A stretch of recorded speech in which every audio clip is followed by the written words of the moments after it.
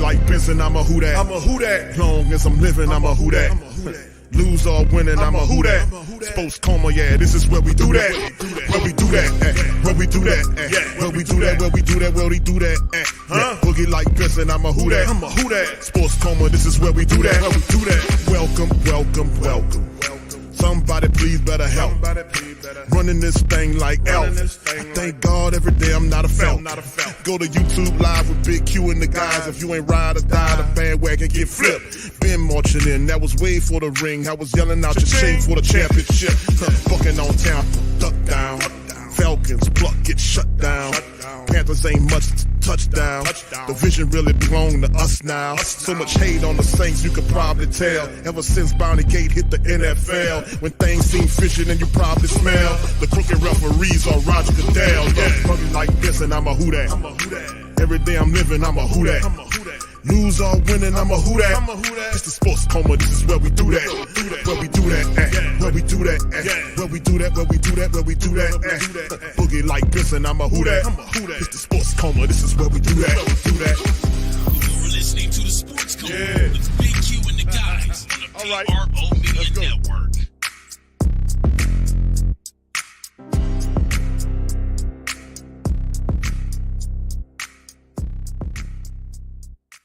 Shout out to the fam. Appreciate y'all, man, for joining us for this episode of the Coma. Like I've been saying for some time now, welcome, welcome, welcome. You're now rocking with the Sports Coma with Big Q and the guys, where we have intense, entertaining, educating, and enlightening sport talk from your favorite sports fam. Shout out to the fam.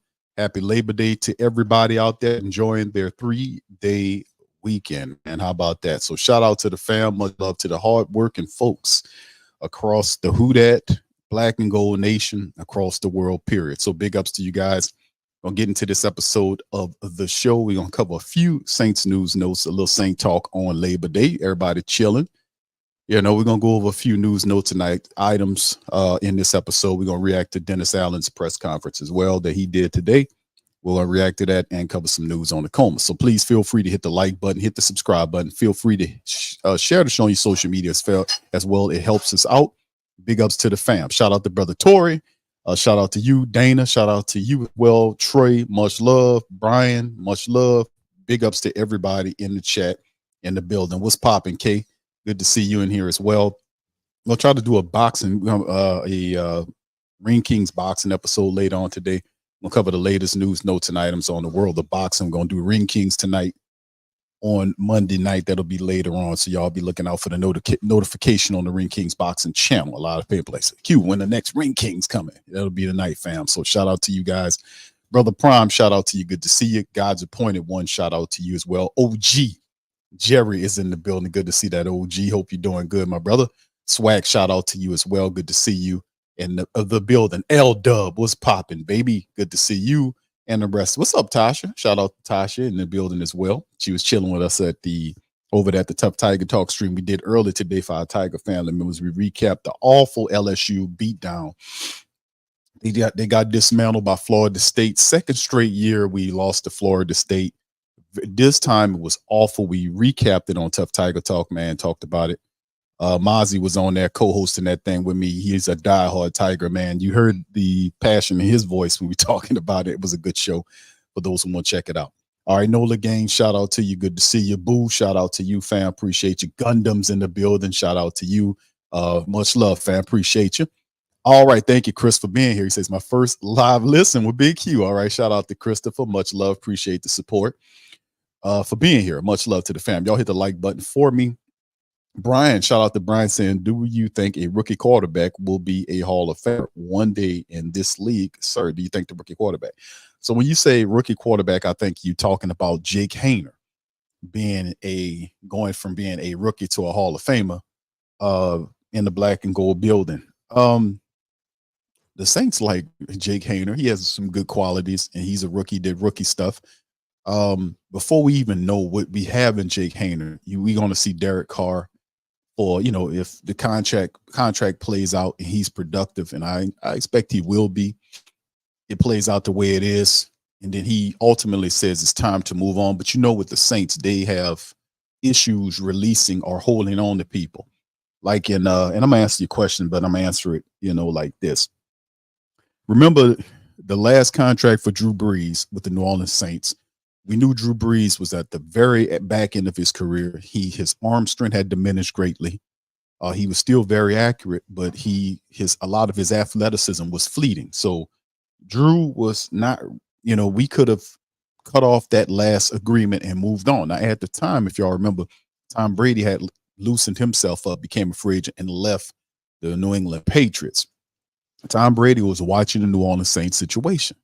This is something we covered at the time, and I was saying Tom Brady is waiting for the Saints, even though it wasn't official, but it was the same feel. Like he didn't make his decision until after the Saints made their decision, because the Saints was waiting on Drew Brees to decide whether or not he was going to come back or not. See, the Saints have an issue with letting go. Like we knew you have to have the vision and the discipline to understand when you've gotten everything you can get out of a player and it's time to move on. They have a big problem with that. Big problem, which shows me there's a lack of vision. So hopefully once Mickey gets out the way and Kyle Harley gets in there, hopefully, and I think he's more of a decisive guy, no disrespect to Mickey, but they held on too long to the man. Father time catches us all. So, and one of my favorite sayings is Father time is undefeated. If they would have moved on past Drew, Tom Brady would have came to New Orleans. That's why he was upset. He dropped a little innuendos about that last year, about taking Drew Brees' stand long to take Drew Brees' records. That's how he made his way through his career, using that as motivation. The players or the quarterbacks that were drafted before him, he made it the point to take down all the records and prove that you made a mistake. That's how ultra mega motivated and super petty that Tom Brady. He has a super petty energy gene, and that's what he did. So my thing is, if you'd have cut bait with Drew Brees, then you'd have Tom Brady. But what I'm saying is, with the current situation with Derek Carr, could they be a situation with Derek Carr, the Saints hold on to Derek Carr beyond these 4 years? If that's the case, then that pushes Jake Haener out in terms of him having an opportunity to step in there and become the quarterback or the leader of the team in the future. Can they just say his 4 years up and they just move beyond him? If Mickey's here, I say no, because they got problems with that. And that really kind of peeves me, because you got to know when to cut bait and run, man. You got to know when you look at somebody and be very decisive and say, thank you. We paid you 100, 200 million, whatever it was for Drew. It's time to move on to another era of football. You can't get stuck in the past. So when all that happened, we didn't get what we wanted to get in terms of us moving in that direction. And those few years on that back end of that last contract he had before he retired was the fact that we didn't get what we thought we should have get. And he got beat by Tom Brady. Tom Brady got the Super Bowl with Tampa Bay. Tom Brady got the NFC South crown, in the diminishment, while Drew Brees was dealing with issues of injuries and all this kind of stuff. So in the end, you got to know when to move on. My only thing is, if Mickey Loomis is running the team, will he move on from Derek Carr after 4 years, or will they say, we're going to keep these guys? So that's the only question. I don't know about the Jake Haener thing. It's all that if they decide to move on from Derek Carr, then Haener will get an opportunity. But if not, I really don't know if they're going to say, yeah, after 4 years, we're going to cut off and go with Haener. I don't know. Saints tend to hang on people longer than what they supposed to, man. You know what I mean? It's different if you're productive like a Cam Jordan, but when you can't do your job and you're hurting, you got to know when to say, look, this man is giving us everything he got. Respectfully, we're going to have to move on. You see? I mean, and we just didn't do that. So anyway, so that's, I know it went the long way around to answer that question, but the Jake Haener era is if there is a Jake Haener era, is if the Saints say 4 years and then we cut bait from the Carr. And if Loomis is still here based on his prior experience, the dude he's grabby. He likes to hold on to people and things longer than he's supposed to. And that's a problem when you're trying to win in the NFL. You got to be decisive. You've got to be part visionary to be able to see things. You got to be able to see the curve when things start to change, and you got to be able to shift and adjust to keep winning. Teams that don't do that, they have some fallbacks, some drawbacks, and we can't be like that. We have to be forever evolving and moving forward and changing and doing what we got to do to stay competitive and win. That's the program. So anyway, and let's keep it moving, man. Shout out to the fam, man. Quavadius and the rest of the fam. Appreciate y'all for being here. Chris says, do you see a big run game from Williams or Taysom week 1 with the absence of Kamara? I feel like the team is built around the passing attack first. And thank you, Chris, for that question. What's really interesting is what is the, and I've polled and threw out this question to the mighty great Saint think tank and Who Dat Nation. What is the identity of the New Orleans Saints? What are we? That question has not been answered yet. You know, we don't know because we have not seen enough of this current rendition to be able to put that together. From a philosophy standpoint, you would want to say the Saints would be a passing team first, right? Which to me, if you're really good at that and you can do stuff like that, but that's how it would work with Drew Brees, right? The Saints had the Drew Brees era was like pass first, run second. And it would shift during the years to help the running game out, to help him out. So really, I think it should be a running first type of team. There should be a run team. They really should be a run team to set up the play action so Carr can get involved and we have some duality in the offense. We got people guessing on what we're going to do. So to start out with, I think we should battle them with the run. We should battle them with the run. We got some good running backs there, and Jamal Williams, who's capable of being there for the 3 games with Elvin out, and Kendra Miller. I know he's dealing with some stuff, but you know, we have a good enough run room, and you could throw Taysom Hill in there too, because that's the utility knife. You can see him getting involved in a running room as well. So I would want that to be a run first type of room. That's what I would like to see. So yeah, he said, do you see a big game from Williams? Big game, like 100+ yards or something like that against the Tennessee Titans, who have Big Simmons up the middle. They're really the Tennessee Titans, man, they have a pretty decent defense, man, you know, especially interiorly speaking. So we're going to have to figure out a way, man. The offensive line is going to have to really step up and handle the business against the Tennessee Titans defensive line. We have to be able to run the football. And I think Jamal Williams gives us a good ability to do that. If he's the focal back, because he can catch the ball out the backfield as well, has great vision, 17 rushing touchdowns last year, did really well. I think if the offensive line blocks for Jamal Williams, the next 3 games, he could have a good, I'm going to say 100 yards a game. I don't know if I expect that much running from Jamal Williams. It'd be nice, but I think you'll see some respectable production from Jamal Williams in running and catching of the ball, you know, for the Saints offense over the next 3 games without Alvin Kamara. But, you know, remember that a lot of what the Saints do with Alvin Kamara, he represents over 60% of the Saints offense in terms of him, how he got going, and everything, a lot of it flows through Alvin Kamara. That's why I'm like, it could be some difficulty there. And depending on what plays they go to while Kamara is missing, because when he's out of there, who replaces his production? The Saints should have satellite back. Not exactly. You ain't gonna find something exactly like Alvin Kamara, but a similar skill set to Alvin Kamara, so you don't lose as you know all of those type of plays. Like you can still utilize some of that for your playbook. If Alvin's not there, it probably won't be the same, but you still have that in your back pocket if you need to go, because we probably gonna see the Saints operate more of like a power running attack, you know, to set up the run, you know, setting up the pass with the run with more of a power attack, north-south running style that Dennis Allen talked about, having a power running game.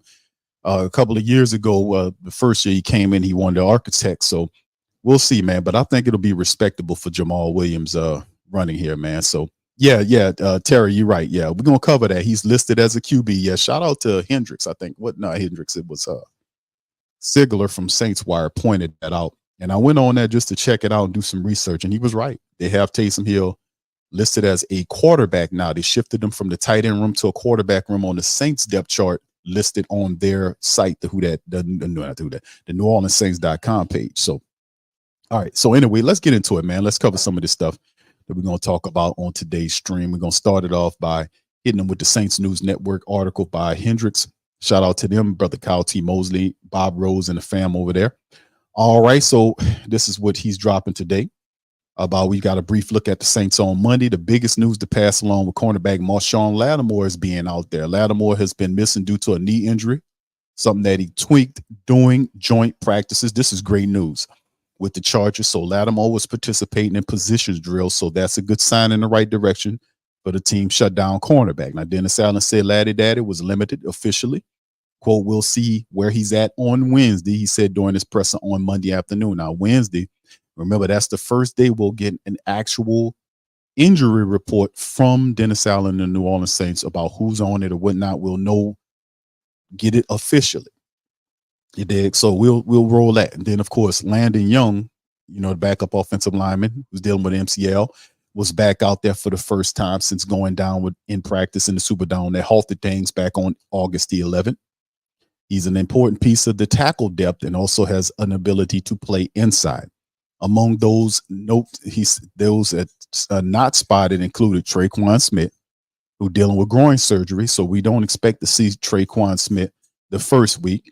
Kendre Miller, the backup running back, JT Gray, Lynn Bowden Jr., the wide receiver, and Mark Evans, the offensive lineman.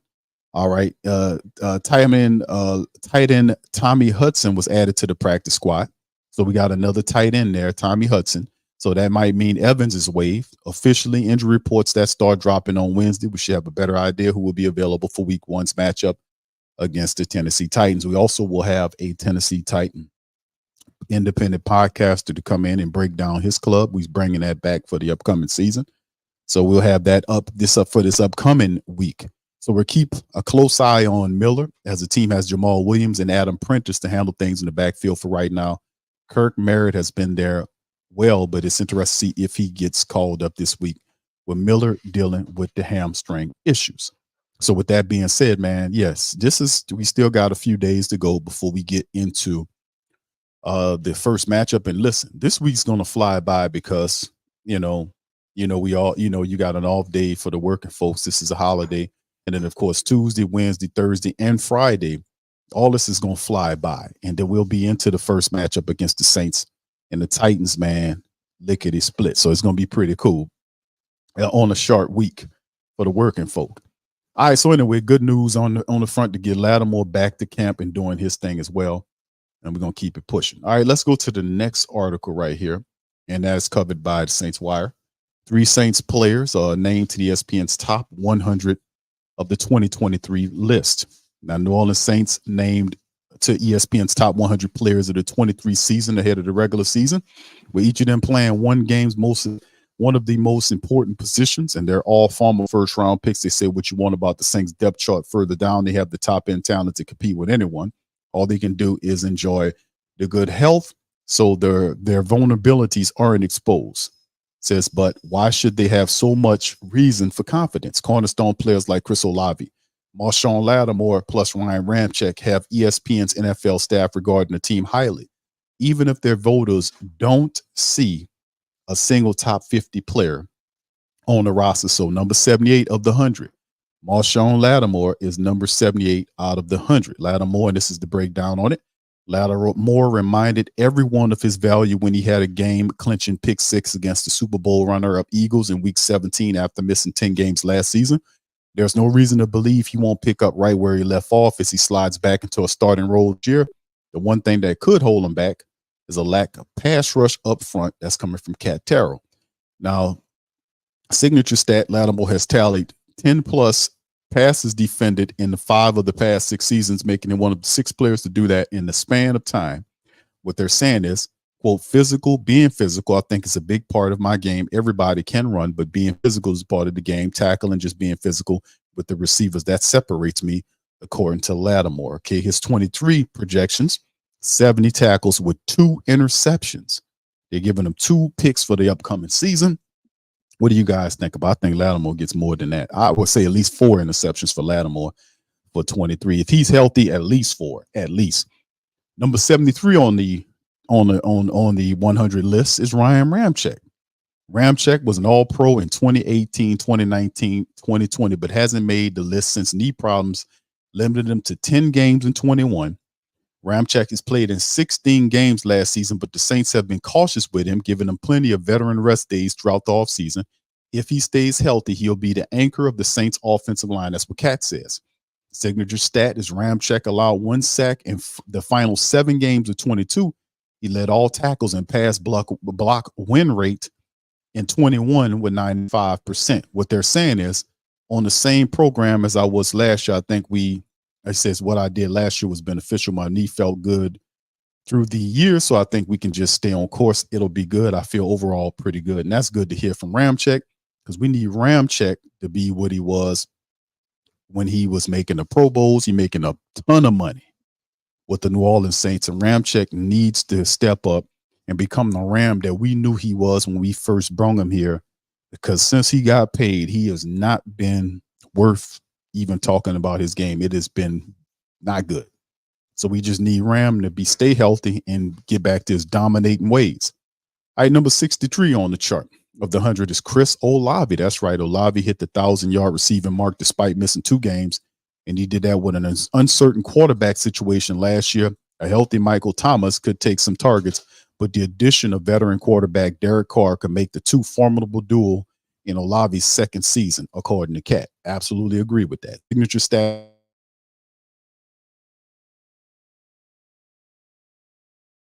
Olave became one of 3 Saints rookies with 1,000 receiving yards in franchise. What they're saying is I'm just picking up on the lingo, not having to learn the playbook, just knowing everything inside and out on offense. I feel like the game is coming easier to me. That's what Chris Olave is saying. Now, listen, let me put it to you like this.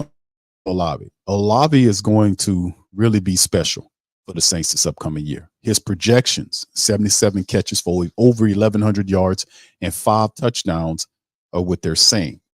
Now, Chris Olave has a complement and Michael Thomas. Michael Thomas is healthy. Thomas is the possession guy. You know what Chris Olave does. He has the speed, the hands, the route running. He's not just a speed guy. He can do a little bit of everything. He will improve. Now, he'll be going through his sophomore year. And most of the times, most of our young players go through what they call the sophomore slump, when things would kind of hit the wall for them a bit, and then they have to kind of work their way around it. It happened with Paulson and Debo last year. It happens to most of people that go through the sophomore slump. So we're going to be watching out for him.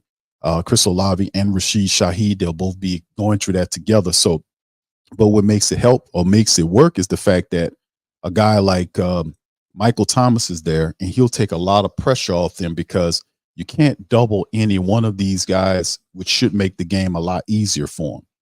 You can't double Michael Thomas. It's going to be interesting to see how things shake and go. It's going to be interesting, man. But I'm really excited to see that. So that's the 3 players that got listed on the list as we keep it pushing. All right, so let's move on to the next item of news right here. Saints, also from the Saints Wire, Saints changed Taysom Hill's position listing. They did indeed. So if you take a look at what they put up there, and if you check their depth chart, which we did, this is what you'll see. Now you can see the quarterbacks listed right here. You can see right here, Taysom Hill is listed as a quarterback. Now he was in the tight end room with Jimmy Graham, Juwan Johnson, and Foster Moreau. He's no longer. He is listed as a 3rd string quarterback. Now, what does this really mean? Does it mean anything? Well, we know that we didn't see much of the Taysom Hill package during the preseason, but we do realize that they already said it in multiple interviews that they're going to run that style of offense where Derek Carr comes off the field, Taysom Hill comes on the field, and he comes out there and does what Taysom Hill does. My only thing is, like I've said before, Taysom Hill, you run the Taysom Hill group packages or whatever you want to call them, his plays, try to balance it off. Like, try to get it as close as you possibly can into him being a quarterback and actually throwing the ball, and not him going out there being a running back and just taking off with the ball and getting yardage the tough way, running through 2 or 3 guys to make a play shake. So he's listed there. You make of that as you see fit, but let's see what Mr. Sigler had to say about that on his site. He says, interesting, the Saints changed Taysom's position listing on the official website Monday afternoon after being listed as a tight end through the offseason training camp and 3 preseason games, now grouped with the quarterbacks. So it's still the Saints unofficial depth chart still lists him as a co-starter at the tight end with Juwan Johnson, but it doesn't affect what we saw over the summer. Hill himself said he doesn't think of himself as a tight end. No, I wouldn't. If I was Taysom Hill, I wouldn't think of myself as a tight end, but I would probably closer think to myself as a running back because you do more running back and then you do anything else. The move makes what was a quirk of their roster into nothing more than a formality. Hill was practicing with the quarterbacks throughout the summer at times, leading 2-minute drills himself, while Derek Carr and Jameis Winston, Jake Hayner worked in other areas, but doesn't mean anything more. Maybe, maybe not. Saints could trade Winston if another team presents a tempting offer, but there's nothing to suggest that kind of deal is in the works. Hayner didn't help himself with a couple of interceptions in the final preseason game. There's an argument to be made in favor of Saints moving Winston and preparing for some combination of Hill and Hayner at the backup plan. Carr could miss time, but there isn't a trade offer floating around that makes that argument worth listening to. Just going over it. The rookie isn't ready to be the next man up. Hill spent time at other positions, meaning he can't be limited to a backup quarterback role. He's one of the team's most effective runners, an effective passer and receiver in certain situations. He's more valuable moving all around the formation than on the bench. One of the first things Dennis Allen said when he became the head coach was that Hill's experiment as a full-time quarterback was over. He specifically said that he wanted Hill in the game, not next to him standing on the sidelines with a headset. Hopefully, Allen better uses his talents in the fall. So he said when he experimented full-time, it was over. And we didn't see that. We've seen more of the same with Derek Carr. Taysom Hill, especially last year, him coming into the game now. You could say that's due to the injuries that occurred with Jameis and all this kind of stuff. But the Saints were going to do that anyway. If you had a 100% healthy Jameis Winston, they were still going to run Carr out there behind to be looking like a quarterback, and then he turns into a running back. I often question how much of what was going on with Taysom Hill making these plays in terms of him when he goes out there, him dropping back like he's going to throw, and then he just takes off. He doesn't go through any progressions. He doesn't scan the field like he's supposed to. He'll stare to the left. He'll stare to one side of the field, don't see what he like, and then he'll just take off. So I was like, okay, that's strange to me. If you want to be a quarterback, that's not what a quarterback does. What a running back does. You just look to run the majority of the time. Not all the time that you come out on the field and you drop back as a quarterback, they got a double team or this coverage over there. I guarantee you that when Taysom Hill comes out on the field, no defense in the NFL is worried about him as a passing quarterback. I promise you that. There is nobody out there looking for Taysom Hill and scared of Taysom Hill, the quarterback. They're scared of Taysom Hill, the running back. They're scared of Taysom Hill, the wide receiver, whatever, the fullback, whatever.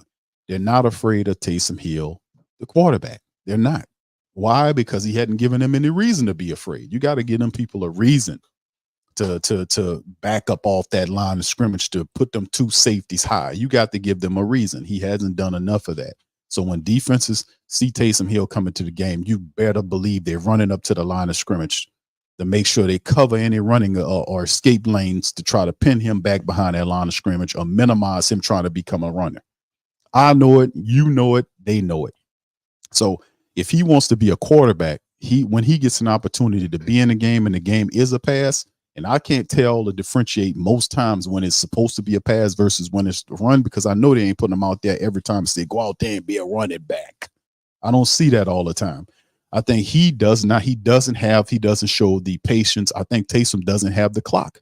He doesn't have the 1 Mississippi, 2 Mississippi, 3 Mississippi, the clock in his head that most quarterbacks supposed to have, to know that you can't stand back there forever holding the ball and expecting to make plays happen. You have to be able to, if you scan in the field, being able to still understand the wherewithal to have the clock in your head. And when you don't see something, dump it down, check it down, whatever you got to do. You see, that's the thing, the part of Taysom's game that's missing as a quarterback. So, anyway, hopefully we can work on that, man. And I often said, one of the ways you could fix the Taysom Hill packages is by simply giving him 4 or 5 passing plays, because the running stuff, that's evident. But if you have 5, ask him, what's your favorite 5 passing plays? And then getting him to master those 5 passing plays. And then when he comes in the game, you kind of cycle through those 5 plays.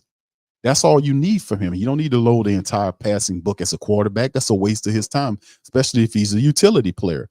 You kind of cut that pie. If it's a pie, you section it. You give him a slack of this, a piece of this, a piece of that. But he shouldn't, as a passing quarterback, shouldn't be trying to figure out, study 20 passing plays as a quarterback. Like, he has group packing plays. Let him learn like 5 really good passing plays just for his set. just for his quarterbacking, right? And let him pick up on that because, like I said, they're going to be those people know when Taysom comes in the game, them defenses going right up to the line of scrimmage. So them wide receivers that you see out there, they one-on-one, single high safety. That's play ability, especially if that's Michael Thomas, Chris Olave, Rashid Shaheed. That's easy work. And and you got Chris Olave lined up with some cornerback in the NFL, and he one-on-one, and you got a single high safety there. Man, that's a win all day with him in there. And then again, Taysom has to work on his accuracy too. So anyway, hopefully, we know they're gonna run the Taysom Hill packages. I just want to see about us getting it more effective, and because this is the last year of his contract, if I'm not mistaken. So if we don't get it right now, he going to Sean Payton. I wouldn't be surprised if Sean Payton called Mickey Loomis and asked him for Taysom Hill. You ready to trade Taysom Hill at the trade deadline? I wouldn't be surprised to have that going. But, at some point, I don't know if the Saints resign Taysom Hill at the end of once his contract run out, but he's going to run to Sean Payton. Now he up in Denver too. Man, come on. You might bring Pete Carmichael up there with him. All right, so anyway, let's move on from that, fam. Let's drop in that. We're going to go to the next thing, and I'm going to ask some questions in the chat momentarily. We're going to kind of move on, and we're going to hear from Dennis Allen on what happened today. Y'all put one in the chat if y'all can hear DA talking. Here we go. Out there, it's exciting, opening up the regular season. So we got a huge challenge this week against a really good football team. I mean, it's a team that started off the season last year 7-3, and then their quarterback went out and lost the last 7 games. But this is a really good football team that we're playing, and on both sides of the ball and in the kicking game. So it'll be a huge test for us opening up the season in the Dome.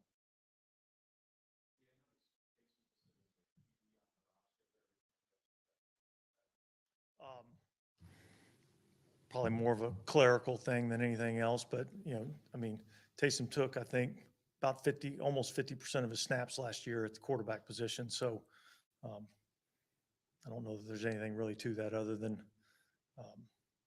kind of plays a lot of different positions. Does that have anything to do with like the emergency QB roles, like just how you guys might configure? Well, I think when you look at it and you say he plays almost 50% of his snaps at the quarterback position, we just listed him there. How much was Marshawn able to work in? He was limited today, so we'll see where he's at on Wednesday. Dennis, from a defensive standpoint, what's the first thing for Tennessee that you got to stop? Well, I don't think there's any question that this team runs a lot of their offense through the running game, particularly Derrick Henry.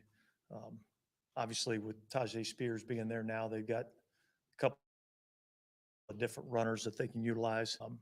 But you have to be able to stop, the run, play action game, and hopefully get them into some longer yardage situations. So that'll be a big part of what we do. Is his size, does that make how you play, where you might play a different running back a different way? Do you have to play him differently? Well, I would say you got to get 11 guys around the ball, because I think they led the league in terms of, yards after contact in the running game. And so he's a really good back, strong, physical, has great speed. He's able to break the long ones. And then they utilize him in the screen game too. I think that's important. They do a really good job on a lot of their play action screen game. Y'all put one in the chat if y'all can hear that, fam. Let me know. Well, I don't know that. It'd be our first experience seeing him up live and in person. So it's probably easier to defend him when he wasn't on the field. But yeah, look, he's a dynamic back. He's one of the better backs in our league, so it'll be a challenge for us. Is there a characteristic of a Mike Vrabel coach team? Tough, smart, disciplined. They play a lot of close games. They don't beat themselves. They take advantage of when their opponents make mistakes. Thank you, fam. Thank think, y'all. I think, you know, they're generally one of the more physical teams that plays in our league. Is the fact that Taysom, when you had a certain amount of snaps last year, your record was really good. Does that figure into how you might? Yeah, I think all those things play into account. We'll have a game plan to utilize all of our, skill players. Try to put our guys always in the best position to have success. And so, we'll have a plan to be able to utilize him. How we utilize him may change from week to week, but certainly he'll be a big part of what we're trying to do. No, there'll be an injury report come out on Wednesday, so I wouldn't make any assumptions. Do you feel like y'all have more varied weapons on offense that you can draw on this season compared to last season? Yeah, look, I mean, we got Mike Thomas back. Obviously, he adds an element to our offense. I think we got a couple of young receivers that, are going into their second year that have a chance to take a step forward. We've got varied weapons at the tight end position, some different things that we can utilize at the running back position. So yeah, I think we have more weapons offensively, and we'll try to put them in the best position to utilize them, and hopefully have some success with that. I know Tim Kelly was there last year, but first year in the OC role. Like when you're going against a new OC, you have to almost be more prepared to adjust on the fly. You kind of Yeah, look, I mean, I think anytime you go into the first game of the year, teams don't usually show a lot in the preseason, so it's hard to really get an evaluation of exactly what they want to do. I think there's probably some core principles that will remain the same. I don't expect to see, a totally different offense, but yeah, we'll have to be able to adjust to whatever they're doing and kind of get a feel for how he's going to call the game. How much better do you think you are offensively? Well, I think we'll find out. I feel confident in where we're at offensively. I like what I've seen all throughout training camp and in the preseason. So I think we're in a good spot. Guys, I know it's goofy and I'm sorry. Do you feel any different at this point this year than last year? Is there a level of comfort that you can maybe detect in yourself you feel a little bit more comfortable in the role this year than last year or not? Look, I mean, I get asked that question a lot. I would just say I'm confident in our football team. I think we've had a really good camp. I think we've executed at a high level, really in all three phases throughout training camp. And so I feel confident in what this team's able to do. Is getting off to, like, you just referenced the team that got off to a good start and then dealt with some issues last year. Yeah. I know that most of the success here maybe in 17, it was always a good start. Yeah, I think, look, a lot of times people talk about must-win games and things of that nature, and so I would never say that this is a must-win game. I think getting off to a good start is important, but yet it's not the end-all be-all in terms of where you finish the season. But yeah, I think anytime you get a chance to start off fast and hopefully stack some wins together early on in the season. When you're going to face some adversity, you're going to face some injury issues as the season wears on, banking a few wins is always good. You never quite know. We saw that last night, how openers are going to go. As a coach, is there a little more added concern when you, I know you had preseason games, but when it starts and you're not totally sure what you're going to get? Well, I don't think that's unique to any other season. You got to start the season at some point, and so we'll start this thing on Sunday and go out against a really good team, and we'll have a good game plan. We'll play well in this game, and we'll see how it goes. What do you have to watch for with Jeffrey Simmons on the Titan defense? Well, he's a big, powerful guy inside. They got a lot of good guys up front. They were number one in the league last year in stopping the run. So that presents a challenge. And then they probably do as good a job or as most in terms of just being able to get pressure on the quarterback with a 4-man rush. It hadn't been a heavy pressure team. So I think the line of scrimmage in this game, really on both sides of the ball, is going to be a big factor. So speaking of that, it looks like the Titans have some personnel changes on the offensive line. Yeah. What did you see them trying to accomplish? How do you expect those changes to? Yeah, I don't expect a lot different in terms of what they do, in terms of the core philosophy of who they are offensively. Obviously, we expect probably to see 4 new starters. And then the 5th, was moving from center to guard. So in essence, they got 5 new guys, playing in different spots on their offensive line. So, but I don't expect a whole lot different in terms of the way they approach the game. In concert with that, you've got some changeover on the defensive line, particularly on the interior. How do you feel that matches up, or you're viewing matches up? Yeah, look, I feel good about the matchups. Like I said before, I think, the team that controls the line of scrimmage is probably going to have a pretty good chance of success in this game. And so I think that's going to be a big factor. All right, guys, thanks. Thanks, yeah.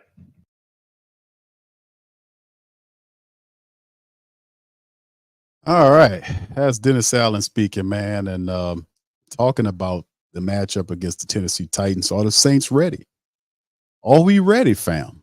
Are we ready for some football? I know we are ready for some football, but the New Orleans Saints team starting off a matchup against the Tennessee Titans has a lot on it. Really does. We want to always start the season off on a good note. Tennessee Titans are a team that has some talent.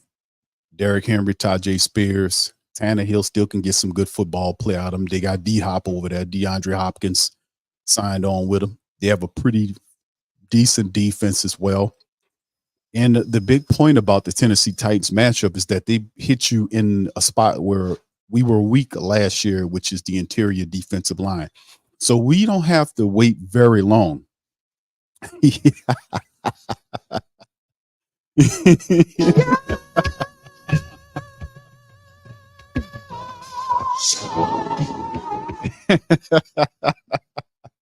There you go.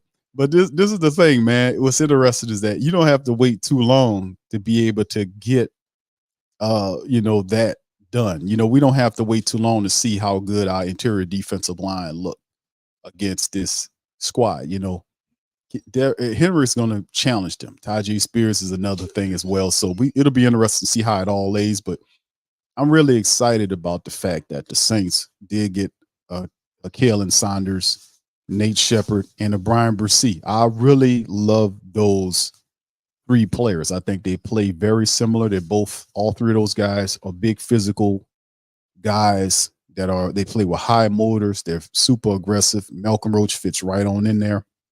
So we'll see. They'll get tested. Now, those big guys, if those big guys do what they're supposed to do, you'll see the Saints have a really solid defensive performance. But I know a lot of people really are going to be paying attention to what the Saints offense looks like with Derek Carr at the top of it, a healthy Mike Thomas, Chris Olave, Rashid Shaheed coming back from the groin issue. We're missing Kamara for 3 weeks. We have Jamal Williams, Kendre Miller's banged up. How we look going forward. And I'm pretty sure the Saints will make and adjust the roster accordingly based on the injury situation. So we'll see how it all shakes and folds. But it's in the Superdome, so we need to get that dub to set the season off. Like, Tennessee's a good team. They're a good test. They're not a super elite team, They have talent. They're not a super elite team. They're a good team, and that's a good test team to open up the season against the Titans. So, yeah, it's going to be a good football game, man, no doubt about it. All right, so big ups to the fam. Appreciate y'all for being here. Gundam says respect.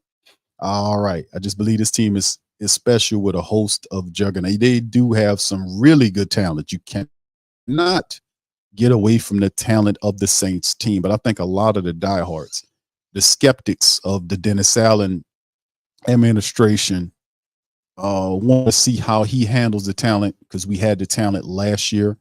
This year, the team has a ridiculous amounts of talent. Like, what they have this year is it's offensively speaking is really special. Like they did as much as they can do. They got the best quarterback they can get that was in free agency. Threw a boatload of cash at him. Michael Thomas is finally ready from coming back from not being he's not played a full year, been available to the Saints for 3 years. Man, so finally getting him back, that's a big thing as well. Having Jamal Williams there to help out with Elvin Kamara, and then Jimmy Graham comes back. You know, you have Foster Moreau, Jawan Johnson stepping up. So you have all these talented players, you know, there. We look at the skill players, but really I want to know how our offensive line does, because that'll be key to the Saints getting a victory against Tennessee. The Saints have to, from an offensive line standpoint, have to dominate. Ryan Ramczyk, we need Ryan Ramczyk, who's the best offensive lineman we have, to set the tone. We need him to step, because we know Trevor Penning will be opposite of him. He's a young player there. He only started one game for the Saints. Ryan Ramczyk, a multi-year Pro Bowler, has to take that form. He has to guide the team. We need all of our good players. We need Cesar Ruiz to keep doing the positive things that he's done. We need Eric McCoy, who we just broke off a boatload of cash. What was it, last year when he got his paper? So McCoy got paid. Ramczyk is paid. Cesar paying for some pay. You know, they turned down his extension, and now they probably see what he does this year and then kind of offer him a more favorable contract for him. James Hurst will get ahead of Andrews. So for our Andrews Pete detractors, you don't have to worry about Andrews Pete starting. I think Hurst gets the call at the guard position, which I'm cool with. So Ryan Ramczyk, him and let's say McCoy and several others, they have to set the tone from an offensive standpoint.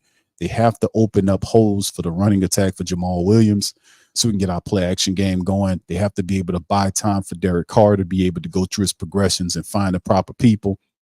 If that doesn't happen, there's going to be some problems early on. There'll be a lot of sad faces, even though it'll be the first game. You know, from a true standpoint, even we got to realize that it's going to take at least 2 to 3 games for the Saints to really find their form, possibly 4 games, you know, being that they don't play together in a organized game, you know, NFL tempoed game organized. So it's going to take 2 or 3 games at the very least for the Saints to gain a rhythm on what they're doing to execute. So we'll see, man. It's going to be fun watching it, but this is a good test game for them to do it. So Jeff says Henry is a little bit cute. Yeah, I know, fam. We going to see, bro. He is, and he's healthy. Derrick Henry been banged up, but he is healthy, ready to go. And they got Tajay Spears to combo with him. That within itself is another fantastic tandem. So we'll see just how well they do. He brings a whole nother dimension to your offensive. Tajay Spears is there, along with a battering ram like Derrick Henry that the Saints going to have to stop. So like I said, it's a great test early on.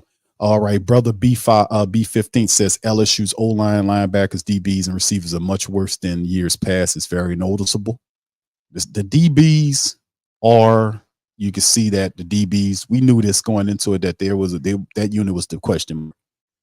Harold Perkins, we expected big things from Harold Perkins. I like the addition of Omar Spates next to him. Spates led the team in tackles.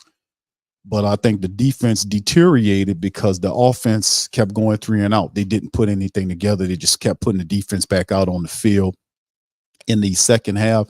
And that's when the game took on a different view. Florida State started running the ball. Their offense got balance, and LSU didn't gather any balance when their defensive line shut down.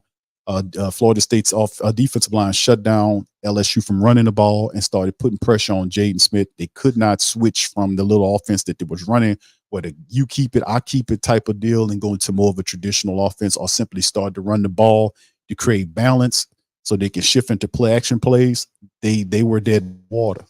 So, you know, it's just one of the things that they just outperformed them, man. And they made the adjustments in the second half and literally took the game away. They outscored LSU 31-7 in the second half alone. We covered all that on the Tough Tiger Talk recap special. Mazi, he popped up there. Boy, he was animated. We had some fun. Check it out on our Tough Tiger Talk channel for my LSU people. Brother Sean said, what's up, bro? He says if TN's good against the run, then we are going to have to use the screen game and misdirection in order to move the ball on the ground. Yeah, the screen game would be cool to see them operate out of the screen game for real, bro. It would be cool to see some of them screens. We often talk about screen depot. Sean Payton was overdoing it with the screens, but we'll see how it looks this year. Hope they can operate the screen game. All right. Michael says O-line has been better than average. Okay. Thank you. Gundam shout out to me. He says Wallace Smith. Yes, sir. NFC game. You're looking at the South game. All right. Shout out. Yeah, it's going to be interesting to see how this all pans out, fam. I'm looking forward to it. Like I said, we'll be bringing in a Tennessee Titan. What's up, Black Tools? Shout out to you. We'll be going through, bring out a Tennessee Titan podcaster so that he could kind of talk about the upcoming matchup with his squad. So that'll be coming up soon, man. So Michael says Goodwin was getting rotisserie. Yes, he was. Yes, he was. Yes, he was. All right. Any other questions, fam, before we get ready to bounce out of this thing? Sean says we don't have to win the first game, but we can't look like we did against Pitt and San Fran last year. We've got to see some pressure, see us move the ball. Yeah, that's the big thing, man. We have to make sure we execute. Big part of the game is execution. We have to execute. No doubt about it. Offensively, defensively, from a special team standpoint, execution is pivotal. It is necessary for us to have success. And I pose this question to the family members, like I guess you say the really important mental aspect of a team. What is the overall intelligence level of the New Orleans Saints team? What is the intelligence level? Then the question would be, what is the discipline level of the Saints team? Because if that is a high degree, and I say 10 is high, where would you place that? So let me ask the family members. These are two separate grades. I want you to put your teacher's hat on for a second. I want you guys to put two numbers in the chat to give me a grade on the overall intelligence level. How do you see the overall intelligence level? Number one. Number two is the overall discipline level, with 1 or 0 being the lowest and 10 being the highest. 0 being the lowest, 10 being the highest. Y'all put it in the chat. Let me know what number you give the Saints overall intelligence level and the overall discipline level, because those are the two really interesting numbers, because they'll tell you whether or not this team is ready for a deep playoff run, because a disciplined team won't have pre-snap penalties. A disciplined team will allow their adversaries to beat themselves by turning the ball over, by having pre-snap penalties, stuff like that. So, and then an intelligent team will find ways to win. They won't fall apart. They will keep their poise. They will look for ways to surmount leads if they're behind. That type of stuff. If that's a high number, then this team is headed for deep playoff runs, because only the top teams in the league they're the most intelligent and most disciplined. They don't turn the ball over a lot, right? They don't get a lot of pre-snap penalties, dumb penalties that the worst teams in the NFL do. That's a measurement that's consistent every year. If you check the pre-snap penalties and all this, it's always the worst teams in the NFL that has those penalties. Everybody else, the best is the opposite. They don't turn the ball over. They take the ball away. And they're in the top 5 and taking it away from you, but they're in the bottom 5 in terms of giving it away. Sounds very simple, but that's very important, man. All right. Trey says, it's a 7. Okay. Shout out to you, Trey. All right. Jerry says overall level is 8. Okay. Sean said 8 and 8. So y'all giving them a high grade. Remember, 10 being the highest, 0 being the lowest. So if that is indeed the case, then we expect a lot of a deep playoff run, because that's what it's needed. Brother Wallace says Sunday dinners at home with your family, and then he says at home with your mother and family is a blessing. God bless you, my brother. Appreciate you, my brother. I got to spend time with him, man. And this year I've been kind of changing my focus on that, man, and doing more of that because of the age that we currently, or the time that we're currently living in. We done dealt with some tragedies, recently, and that kind of reshaped my mentality on how I'm handling things. So I'm just, going through that, bro. But I appreciate you. Same to you, bro. Appreciate you. All right, Poppy says we're gonna shock the world, baby. Some Muhammad Ali. stuff. I shocked the world. I shook up the world is what he said. L Dub says 7 and 5. Okay, thank you, L Dub. So the intelligence level is a 7 and discipline level is a 5. Which one is which, my brother? Remind me. All right, what's up, Tyrone? He says a 7 on both. Okay, shout out to you. Brother B15 says I refrain from any expectations. We've been here before and saw 7 and 9 wins. Allow me to hit this for you, brother. You put one in the chat if you agree.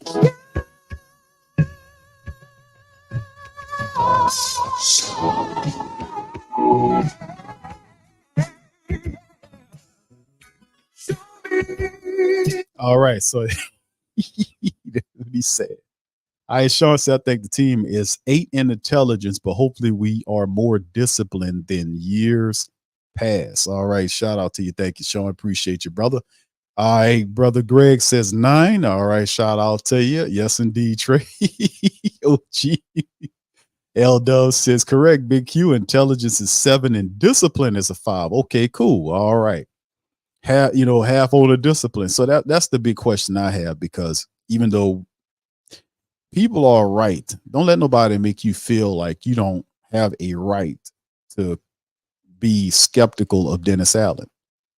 Dennis Allen accomplished a lot of good things as a defensive coordinator,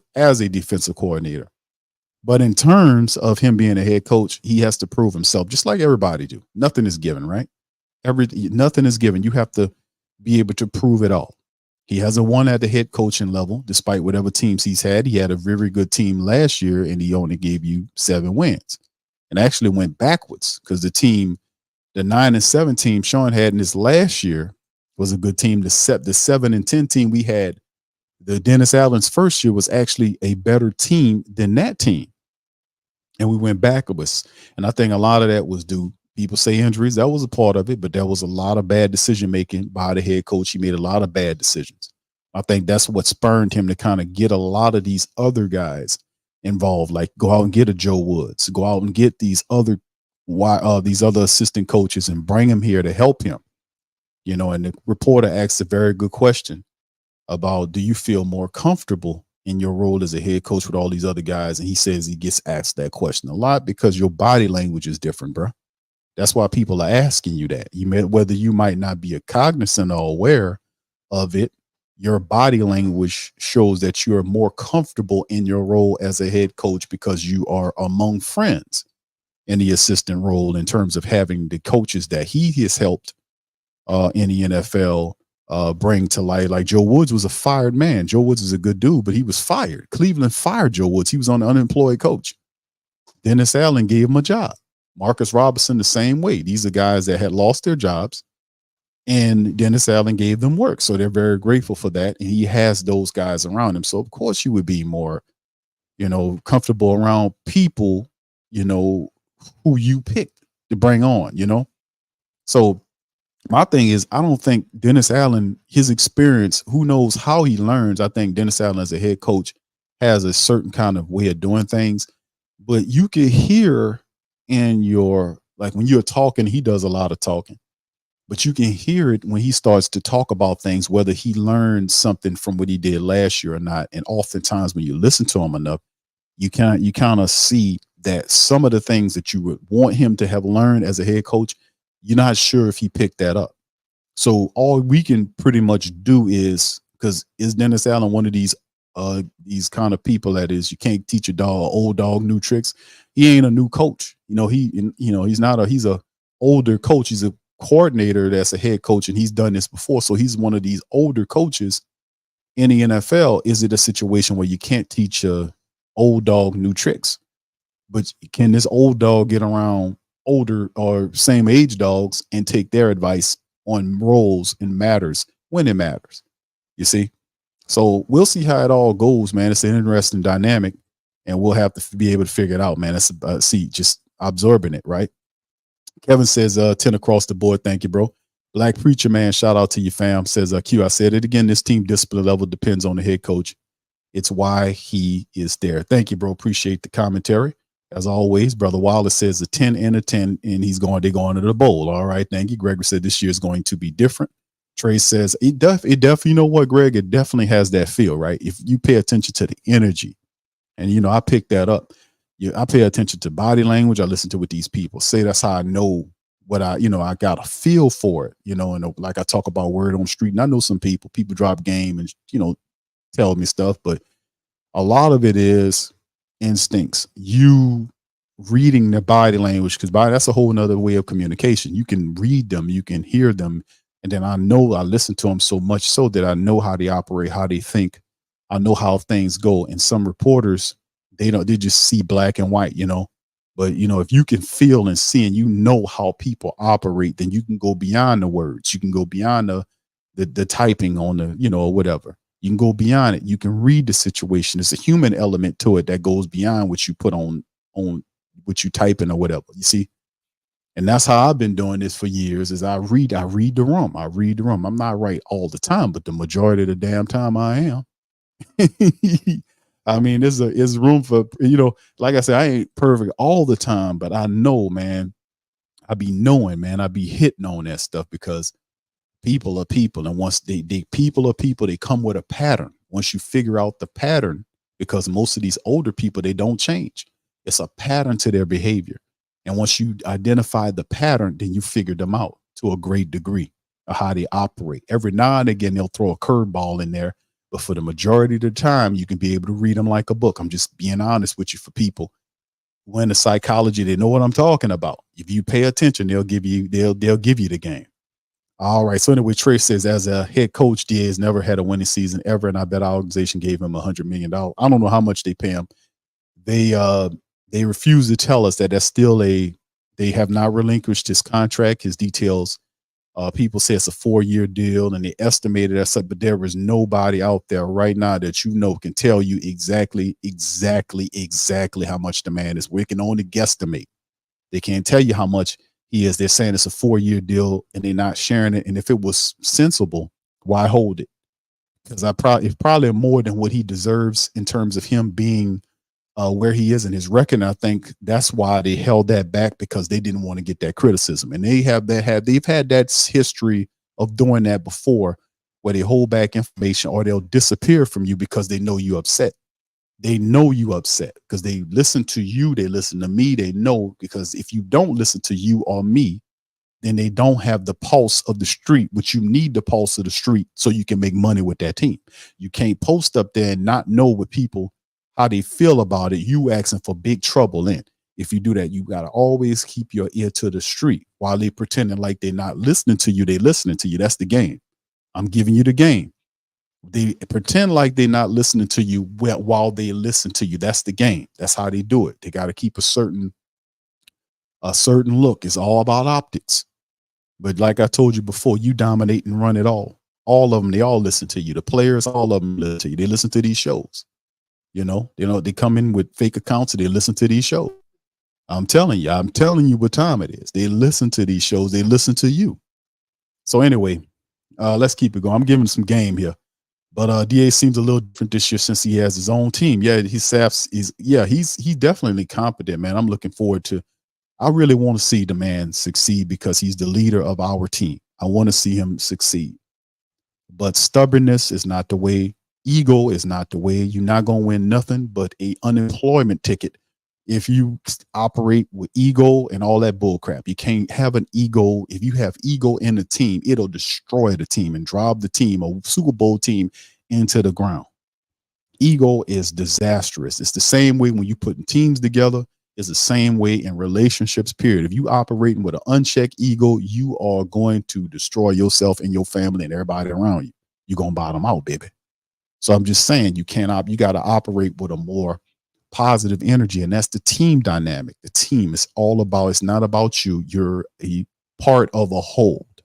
You see, you're nothing without your team, and your team is nothing without you. And they all have to buy into the concept to have the most ultimate success. And truly speaking, that the most team, so to speak, you get what I'm saying? That's together, they're going to have more success than anybody else. So if you got a real team that are selfless and they play for each other, that team going to win a championship if they got the talent level and the coach that knows what he's doing schematically speaking, and he has them all bought in, or they're all accepting the principles of what he's teaching them, and they're all there, that team's going to beat any other team that doesn't have that same ability, because they tap into something that's larger than themselves, and that's a part of it.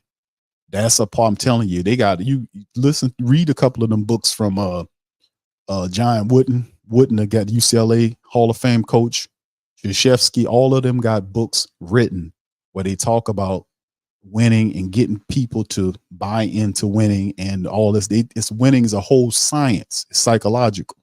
So anyway, I hate, but maybe not. All right, brother B15 says that was hard to watch. Yeah, I know, fam. That LSU game is something, man. But Gregory says DA seems different since he has his own QB. Yeah, he definitely looks different. He said he just needs to stay the hell out of my way, out of the way, in my opinion. This is true. We'll see, man. We'll see how he handles, man. But he looks pretty, laid back in the cut. So we'll see how he all shakes and moves it forward. But I want the best for the team. I really do, man. All right. So anyway, Greg says, absolutely. We well said, Q. I'm telling you, that's how I go, fam. I've been on teams where I've seen teams which were not as talented as, like, for instance, you had what was it in basketball when Shaquille O'Neal and Kobe Bryant, they could have got an extra championship. Who did they lose it to? Oh man, I forgot. Oh, the Detroit Pistons. I think that was the year the Pistons swept them. Remember, it was Kobe Bryant, Shaquille O'Neal, Karl Malone, Gary Payton. You had all those people on the same team, and they had got to the championship. They started all started ego tripping, and destroyed the team in Detroit, which the Lakers should have beaten Detroit in 5 that year, but Detroit swept them boys because they were a real team. When you get in the I-ness and ego and all that destroys the team. And you cannot compete with a team that's operating on team-based principles. It's no way is unnatural for you, in terms of, you think you're going to get a dub against a team like that. You ain't going to beat a real team. You're not, because they tapping into something that you ain't going to even get to. I'm telling you how this work. Anyway, Sean says, I've learned the concept during my time in the military about getting your people on board. They have to see and believe in your vision. But boy, when you do, it's right. You talk about military and all, it's the same thing, bro. When you get people to understand the vision, the greater vision, the benefit of not just you, but us all, and everybody puts together behind the vision, you can see great things built. It's the same thing like in architecture. People building buildings or interstates, they had a grand architect that put a blueprint together, and the blueprint is shared to the foreman. The foreman go and they tell, and they dispouse out and go to the workers and tell them, we need to do this. And that's how this stuff get done. That's how them highways get built. That's how them skyscrapers get built. It's one shared vision and people working together to accomplish the vision. That's what it is. That's teamwork, man, building all the stuff around us. So anyway, I won't get too long into it, but yeah, this is something, man. It's a science here. Do we have it in New Orleans? The science of success and winning and getting championships under Dennis Allen? We'll see, man. We shall see. But that's enough of me dropping that. Y'all be looking out for the new book coming out. Y'all be looking out for the new book. All right, so anyway, with that being said, man, let me get on up out of here. Listen, I appreciate y'all for listening to me today. Much love to the family. Y'all feel free to hit the like button, hit the subscribe button, hit the share button, share your show on social media feed. It helps out the stream. Please feel free to check out the whothatdaily.com. Sign up on our email list as well, fam, as you see it in the chat. We got a fantasy league that's going on for our fantasy leaguers. If you want to be a part of the fantasy league, there are slots available. You have to join the email list to get the contact information for the fantasy league. There's a $100 a prize for the winner of the fantasy league. No runner-up prize, but $100 for our winner of the fantasy league. If you're interested in that, hit that email list up, and we'll send you the link to where you got to know where you can go and sign up for the fantasy league. It's going down.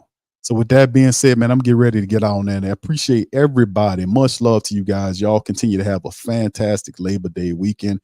For my Patreon family members, I'll be back on Tuesday for Patreon. Patreon.com/the Pro Media Networks. The link in the description section for the YouTube membership family. We'll be dropping some science on some of the stuff going on with the Black and Gold on Tuesday, tomorrow on Patreon Live. So to be a part of that show, become a member on the YouTube channel. join there, or simply go to patreon.com/the Pro Media Network. Join there. And you also have access through Patreon to On Cue with Big Q and all other content. We do the film work, all that, the film breakdown study, all that stuff is available there as well. And we'll be doing some stuff this matter of fact Tuesday, looking at some of the stuff about the Tennessee Titans. So we'll be doing all that. So with that being said, I'm holler at you on the flip side. Much love to that, and I'm out. Yeah. Boogie like Benson, I'm a who that. I'm a who that. Long as I'm living, I'm a who that. Lose or winning, I'm a who that. Sports Coma, yeah, this is where we do that. Where we do that, where we do that, where we do that, where we do that, where we do that, huh? Boogie like Benson, I'm a who that. I'm a who that. Sports Coma, this is where we do that. Where we do that. Welcome, welcome, welcome. Somebody please better help.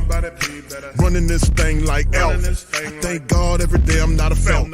Go to YouTube Live with Big Q and the guys. If you ain't ride or die, the bandwagon get flipped. Been marching in, that was way for the ring. I was yelling out your shame for the championship. Bucking on Tampa, duck down. Falcons, pluck, get shut down. Panthers ain't much touchdown. The vision really belong to us now. So much hate on the Saints, you could probably tell. Ever since Bounty Gate hit the NFL, when things seem fishy, then you probably smell the crooked referees or Roger Goodell. Yeah, probably like this, and I'm a who that. Every day I'm living, I'm a who that. Lose or winning, I'm a who that. It's the Sports Coma, this is where we do that. Where we do that, where we do that, where we do that, where we do that, where we do that. Boogie like this, and I'm a who that. It's the Sports Coma, this is where we do that. You're listening to the Sports Coma with Big Q and the guys on the PRO Media Network.